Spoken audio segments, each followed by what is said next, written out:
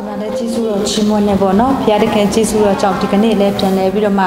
ကိုရရှင်ကိုပြန်လဲကိုကိုရတော့အခွင့်နဲ့လုံချီသူများစံချက်မမနဲ့ပြန်လဲဆုံစည်းရတဲ့အခွင့်ရတဲ့အတွက်ကြောင့်ကြီးစုတော့ကိုချီးမွမ်းနေကျွန်မပေါ့နော်ကြီးစုတော့ကြောင့်ကျွန်မတို့မိသားစုလဲကျမလဲဖျားတခင်ကြီးစုတော့ကြောင့်စားနိုင်တောက်နိုင်တဲ့ဖျားတခင်ပို့ဆောင်ပေးတဲ့အတွက်လဲကြီးစုတော့ချီးမွမ်းနေရာသူတွေအပြောင်းလဲတွေဖြစ်တယ်ယောဂါတွေညတော့ညလည်းပဲဖျားတခင်ကဒီဘေးဒုက္ခတွေ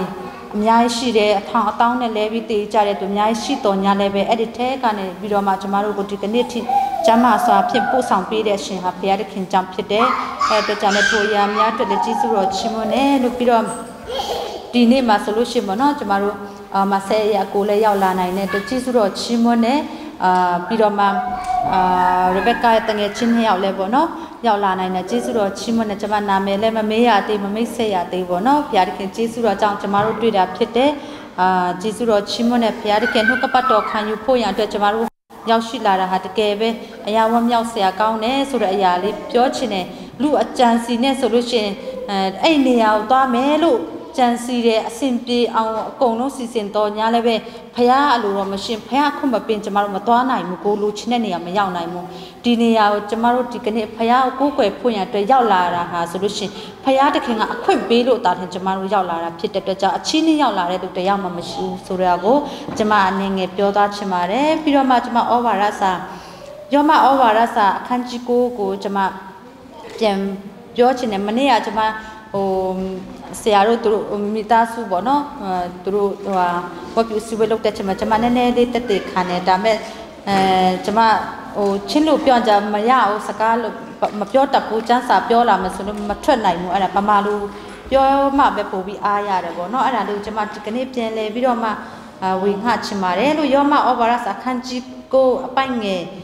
6မှာဆိုလို့ရှိရင်6နဲ့ခွင်10ပေါ့နော်ထို့သို့ဆိုတော့ဘုရားသခင်ဤဂတိတော်မတီးဟုငါမဆိုလို့အကြောင်းမူကားဣသရေလနှင့်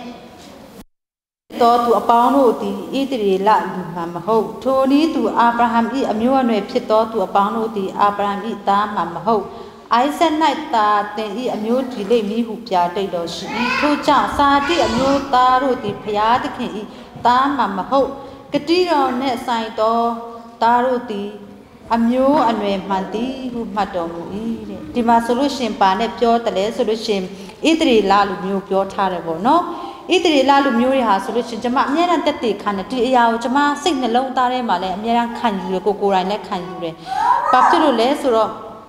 ဒီမှာဆိုလို့ရှင်နှုတ်ကပတ်တော်မှာဆိုလို့ရှင်ဣသရေလလူမျိုးဟာတဲ့သူကအာဗြဟံရဲ့အမျိုးအနွယ်ဖြစ်တယ်တကယ်လဲဟုတ်တယ်သူတို့ရဲ့ဖိုးကအာဗြဟံနဲ့ဆင်းသက်လာတယ်သူတို့ကဘုရားကရွေးကောက်ထားတဲ့နိုင်ငံဖြစ်တယ်ပေါ့နော်ကျမတို့ဒီကနေ့ကဘာမှာဆိုလို့ရှိရင်နိုင်ငံအများကြီးရှိတယ် USA ဆိုလဲနာမည်ကြီးတဲ့နိုင်ငံဖြစ်တယ်ကျမတို့အေရှန်ဖက်မှာဆိုလဲတကယ်ပဲပေါ့နော်စင်ကာပူမလေးရှားထိုင်းတို့မှာစကိုနိုင်ငံတီးရှိကြတယ်တိုးတော်ညာလဲဒီနိုင်ငံတွေအများကြီးရှိတော်ညာလဲပဲဖယားသခင်ကရွေးကောက်ထားတဲ့နိုင်ငံမဟုတ်ဘူးဖယားသခင်ကနေပြီးရွေးကောက်ထားတဲ့လူမျိုးလည်းမဟုတ်ဘူးဒီကနေ့ဒီကဘာမှာနိုင်ငံနေလူမျိုးတွေအများကြီးရှိတော်ညာလဲပဲသူရွေးကောက်ထားတဲ့သူကဘယ်သူလဲဆိုလို့ရှိရင်ဣသရေလလူမျိုးတွေဣသရေလလူမျိုးတွေကဘုရားသခင်ကရွေးကောက်ထားတာဖြစ်တယ်အဲ့ဒါကြောင့် तू ကအာဗြဟံကို तू ရွေးကောက်တဲ့စပြီးတော့အာဗြဟံကိုကောင်းချီးပေးတယ်လို့ပဲအာဗြဟံနဲ့ဆင်းသက်လာတဲ့သူတွေအခုဆိုလို့ရှိရင်ဣသရေလလူမျိုးတွေဖြစ်လာတယ်ပေါ့နော်ဆိုတော့သူတို့တွေဟာဆိုလို့ရှိရင်အဖိုးအဖွားဖြစ်တဲ့အာဗြဟံနဲ့စပြီးအသက်ရှင်တဲ့ဘုရားကိုကိုးကွယ်လာကြတဲ့သူဖြစ်တယ်ကျမတို့ကြတော့အဖိုးတွေအဖွားတွေပြန်စဉ်းစားကြည့်မယ်ဆိုလို့ရှိရင်အသက်ရှင်တဲ့ဖယားကိုကိုးကွယ်ပြီးလာတဲ့တရားမှမရှိဘူးနတ်ကိုးကွယ်ကြတယ်ရိုးရာလောက်ကြတယ်နတ်ပူစော်ကြတယ်တောင်ရသွားမယ်ဆိုလဲနတ်ကိုအရင်မေးတယ်ဒီတောင်ရလို့ရင်အောင်မြင်မလားမအောင်မြင်ဘူးလားအရင်လို့မေးပြီးမှပဲတောင်ရလောက်ကြတယ်တခုခုပွဲလုပ်မယ်ဆိုလို့ရှိရင်လည်းဖယားနာမအသက်ရှင်တဲ့ဖယားနာမကိုကျမတို့အမိမပြုတ်ဘူးနတ်ကိုပဲကျမတို့အမိပြုတ်တယ်နတ်ကနေပြီးတော့မှခွင့်ပြုတ်မှပဲလုပ်လို့ရတယ်ဆိုတော့ခွင့်ပြုတ်မှပဲကျမတို့လုပ်တယ်နေမကောင်းလို့ရှိရင်လည်းကျမတို့အသက်ရှင်တဲ့ဖယားထံမှာစုမတောင်းကြဘူးကျမတို့ဖိုးဖွားတွေကပါလုပ်ကြတယ်လဲဆိုလို့ရှိရင်ကြက်ဥခောက်ကြတယ်အမျိုးမျိုးနတ်ဒီမေးကြတယ်ဒီကျမ်းမာလာအောင်ဆိုပြီးတော့မှ นักการในวิโรมานั่นเอาตั้งยันนั่นเอาตับปีเดียวัดตั้งยันวัดตับปีเดียยูยาเนี่ยจะมารู้สิ่งแต่ละเนี่ยตุพิเดจะมารู้ยังมิวยูสิ่งเล็กจีเมสุลุชิอัตชินพยากรตีเดียลุเทียเนี่ยมันสิ่งแต่ละแต่จังจะมารู้หาพยากรกางจีปีเดียดูดำหกพยากรยุยกับทาร์ดูดำหกแต่เป็นแม่อิตริลาลุมิวริจาปาเลสุลุชินตุรุยาพยากรยุยกับทาร์ตุริพิเดตุรุยาปูพวกกันมิวสักกันจีลาลุชินแต่แก่แต่ชินพยาคู่จะมารู้กูกวยเดียแต่ชินพยากรกูกวยลาเรตุริผู้พวกกันเนี่ยกูกวยลาเรตุพยากรยุยกับทาร์ตุมิวริพิเดแต่เป็นตุรุหัดเก็บพยาธิแข็งแรงกางจีปีเดตะเก็บยามปียามมาแล้วยันตู้เตะตุริพิเดแต่เป็นแม่เลยตุรุปาเปียวเลยสุลุชิงงารุหาไอเซยามิวอับราฮัมเนี่ยมิวยาโกยามิวตุรุสุดท้ายเลยสุดท้ายนั่นมันละงารุหาอับราฮัมพยาอับราฮัมไอเซกูกวยเดพยาจะมากูกวยลาเรดูงารุหาตะเก็บเตชินพยากูกวยลาเรตุรุเปียวต่อญาเลยเบดิมาปาเปียวเลยสุลุชิအပိုင်းငယ်ရှိမှဆိုလို့ရှိမနော်စာတိအမျိုးသားတို့ဒီဖျားခင်ဤသားမှာမဟုတ်ကတိတော်နဲ့ဆိုင်တော်သားတို့ကတိတော်နဲ့ဆိုင်တော်သားတို့ဒီအမျိုးအနွယ်ဖန်တီးဟုမှတ်တော်မူ၏တဲ့ဒီမှာဆိုကတိတော်နဲ့ဆိုင်တဲ့သူကဘသူတွေလဲဆိုလို့ရှိရင်ဒီကနေ့ခရစ်တော်ကိုယုံလက်ခံတဲ့သူမှတ်တာဟင်ကတိတော်နဲ့ဆိုင်တဲ့သူဖြစ်တယ်ဒီကနေ့ကျမတို့အမိခံခရစ်ယာန်နဲ့ဖြစ်လာလို့ကတိတော်ဆိုင်တဲ့သူမဟုတ်ဘူးအဖေအမေကခရစ်ယာန်ဖြစ်လာလို့ကိုလည်းခရစ်ယာန်ဖြစ်တာအဲ့ဒါကတိတော်နဲ့ဆိုင်တဲ့သူမဟုတ်ဘူးပေါ့နော်သူများကိုးကွယ်လို့ကျမတို့ကိုးကွယ်တဲ့ဟာအဲ့ဒါကတိတော်နဲ့ဆိုင်တာမဟုတ်ဘူးကျမတို့ယဉ်နှစ်ချင်းခံလို့ခရစ်ယာန်ဖြစ်လာတာအဲ့ဒါကတိတော်နဲ့ဆိုင်တဲ့ဟာမဟုတ်ဘူးကတိတော်နဲ့ဆိုင်တဲ့သူဆိုတာကခရစ်တော်ရဲ့လှုပ်ဆောင်ပေးခြင်းကိုကနနာသာတိပြီးတော့နားလေသဘောပေါက်တဲ့လူအပြစ်တရားအကြောင်းကိုနားလေသဘောပေါက်ပြီးတော့ကိုပါမမလုံနိုင်ဘူးဆိုတာကိုယုံကြည်လက်ခံပြီးတော့မှခရစ်တော်ကိုကယ်တင်ပိုင်ရှင်ဖြစ်ယုံကြည်လက်ခံတဲ့သူအတင်ချင်းရောက်တဲ့သူဒုတိယမွေးချင်းခံတဲ့သူပေါ့နော်ခရစ်တော်ကိုရရှိတဲ့သူအဲ့ဒါမျိုးအဲ့သူမှသာလဲကတိတော်နဲ့ဆိုင်တဲ့သူဖြစ်တယ်အဲ့ဒါတက်ကြပေါ့နော်ဒီကနေ့ကျွန်မပြောချင်တာပါလဲဆိုလို့ရှိ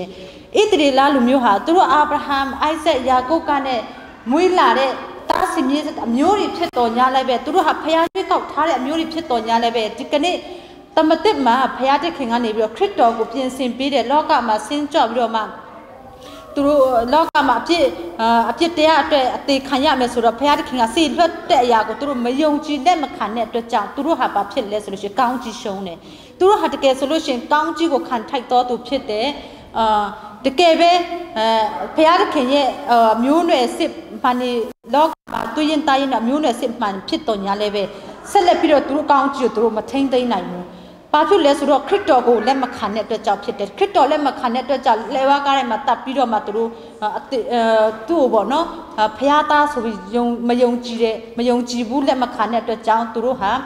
ာအာဗြဟံရဲ့အမျိုးနွယ်စစ်မဟုတ်ဘူးလို့ပြောထားတယ်ဒီမှာဆိုလို့ရှိရင်ကတိတော်နဲ့ဆိုင်တဲ့သူတာခင်အာဗြဟံရဲ့အမျိုးနွယ်စစ်ဖြစ်တယ်လို့ပြောတယ်အဲ့အတွက်ကြောင့်ကျမတို့ပါလို့ဖို့လို့လဲဆိုဂျေစုတော်ချီးမွမ်းဖို့ဖြစ်တယ်ပေါ့နော်ကျမတို့တပါအမျိုးသားတွေဟာခုနကျမပြောသွားတဲ့နတ်ကိုးကွယ်တဲ့သူလာတယ်ဣတရီသားလူမျိုးဟာတကယ်အသက်ရှင်တဲ့ဖခင်ကိုဖိုးဖွားကြတဲ့ကိုးကွယ်တဲ့လူလာတယ်ကျမတို့တပါမျိုးသားနဲ့ဣတရီသားလူမျိုးမတူကြဘူးဆိုပြောပုံဆိုပုံလည်းမတူဘူးကိုးကွယ်တဲ့ဖခင်ကိုမှမတူက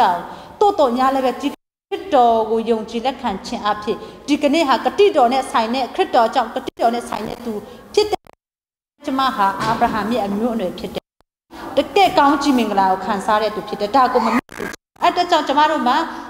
အာဗြဟံရဲ့အမျိုးအနွယ်ဖြစ်တဲ့အတွက်ကြောင့်ကျမတို့ဟာတကယ်လူစားတိအသွေးအသားနဲ့တော့အာဗြဟံရဲ့အမျိုးနဲ့မဟုတ်ပေမဲ့လည်းခရစ်တော်ကြောင့်တိတော်နဲ့ဆိုင်တဲ့ဖြစ်တယ်ကောင်းကင်နိုင်ငံမှာဝင်စားမဲ့သူဖြစ်တယ်ပေါ့နော်အဲ့ဒါကြောင့်ကျမတို့လူမျိုးရေးဆိုတာမရှိတော့ဘူးကျမတို့ခရစ်တော်ကိုယုံကြည်လက်ခံတဲ့အချိန်ကနေစပြီးတော့မှသူ့လူမျိုးကိုယ့်လူမျိုးဆိုတာမရှိဘူးကျမတို့ဟာတလုံးတဝဖြစ်တယ်ကျမစိတ်နှလုံးသားတဲ့အမြဲခံယူတယ်လူမျိုးရေးနဲ့သူများခွဲကျမမကြိုက်ဘူးအဲ့ဒါကြောင့်ကျမအမျိုးတွေဆိုလည်းပြောတယ်ဟိုလူမျိုးဖြစ်လို့မယူချင်ဘူးဒီသူတို့လူမျိုးဖြစ်လို့မယူချင်လူမျိုးမပြောနဲ့အတိတ်ကဖျားတိဖို့လိုတယ်ဗောနော်ကိုလူမျိုးအချင်းချင်းအောင်ယူပြီးအိမ်ထောင်မသားရရင်ဘာလို့မှလဲလို့ကျမမောင်လေးတို့ခဏပြောတယ်မောင်လေးအခုတယောက်လူပြိုရှိသေးတဲ့အိမ်ထောင်မကြတယ်ကျမသူ့အမြဲတမ်းတိုက်တွန်းနေဖျားတိတဲ့လူပဲယူပါနော်ဖျားကိုချစ်တဲ့လူပဲယူပါဆိုကျမအမြဲတမ်းတိုက်တွန်းနေဗောနော်ဆိုတော့ကျမဆိုလို့ချင်တာပါကျမတို့ဟာဒီကနေ့ခရစ်တော်ကြောင့်အိုက်ဆက်ရဲ့အမျိုးတွေအာဗြဟံရဲ့အမျိုးနွယ်တွေဖြစ်တဲ့ကတိတော်နဲ့ဆိုင်တဲ့သားသမီးတွေဖြစ်တဲ့အတွက်ကြောင့်ကျမတို့ဟာလောကမှာနေရင် ကျမတို့တိုင်းရင်းသားတွေမြောက်များစွာရှိတယ်မဟုတ်နော်ကျမတို့ပမာပြည်မှာကချင်ကရင်ချင်းမွေမြန်မာရခိုင်ရှမ်းကျမတို့လူမျိုးပေါင်းစုံရှိတယ်စကားမတူကြဘူးတလိထုံးစာမတူကြဘူးကျမတို့ရဲ့ပြောပုံစံချင်းပုံစံတွေလည်းမတူကြဘူးတိုးတော်ညာလည်းဒီကနေ့ကျမတို့ကတိတော်နဲ့ဆိုင်တဲ့အရာကိုကျမတို့ယုံကြည်လက်ခံခြင်းအားဖြင့်ကျမတို့ဟာတကယ်စစ်မှန်တဲ့အမျိုးနွယ်တွေဖြစ်တယ်တကယ်စစ်မှန်တဲ့မိတ်ဆွေတွေဖြစ်တယ်တကယ်စစ်မှန်တဲ့ညီကိုမောင်နှမတွေဖြစ်တယ်ကောင်းကင်မှာနဲ့ငါမှာအတူသွားမဲ့သူမောင်နှမတွေဖြစ်တယ်အတွက်ကြောင့်လောကမှာကျမတို့လိပ်စာမတူတော့လဲကောင်းကင်နဲ့ငါမှာကျမတို့အတူတူနေရမှာဖြစ်တယ်ကျမတို့မိသားစုတစုမှာအမေရနဲ့တဝင်းထဲကနဲ့မွေးလာရင်တော့မှကျမတို့မောင်နှမတွေခရစ်တော်ကိုယုံကြည်တဲ့သူရှိတယ်မယုံကြည်တဲ့သူရှိတယ်လောကမှာသာဆွေမျိုးတော်မယ်လောကမှာသာညီကိုမောင်နှမဖြစ်မယ်ကောင်းကင်ချီကျမတို့နမလို့ခေါ်ခွင့်ရတော့မှာမဟုတ်ဘူးလောကမှာပဲအဆုံးသတ်မှာဖြစ်တယ်80 80အဆုံးသတ်မှာဖြစ်တယ်အတွက်ကြောင့်ကျမတို့ဟာစစ်မှန်တဲ့ညီကိုမောင်နှမစစ်မှန်တဲ့အမျိုးစစ်မှန်တဲ့ဆွေမျိုးဆိုတာဘယ်သူလဲဆိုလို့ရှိရင်ကတိတော်နဲ့ဆိုင်တဲ့သူတာခင်ကျမတို့ညီကိုမောင်နှမတွေဖြစ်တယ်ပေါ့နော်အတွက်ကြောင့်ကျမတို့ဟာဒီကနေ့မှဒီမှာရောက်လာတဲ့လူလဲကျမတို့ကချင်းလူမျိုးရှိတယ်ကရင်လူမျိုးရှိတယ်ဘွေးလူမျိုးရှိတယ်ကယားလူရှိတယ်ပေါ့နော်ကရင်လူရှိတယ်ကျမတို့ချင်းမှာဆိုလဲမတူဘူးအေလိယမိန်းမနဲ့ဆိုကျမတို့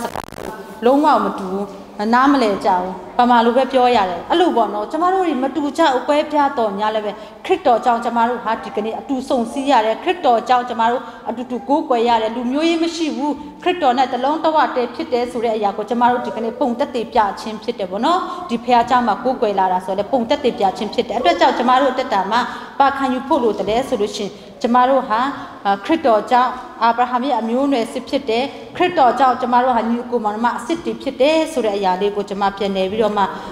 ဝင်ငှသွားချင်ပါတယ်လို့ကျမ်းစာသူရောက်စစ်တိုင်းပေါ်ဖျားရှင်ကောင်းချီးပေးပါစေ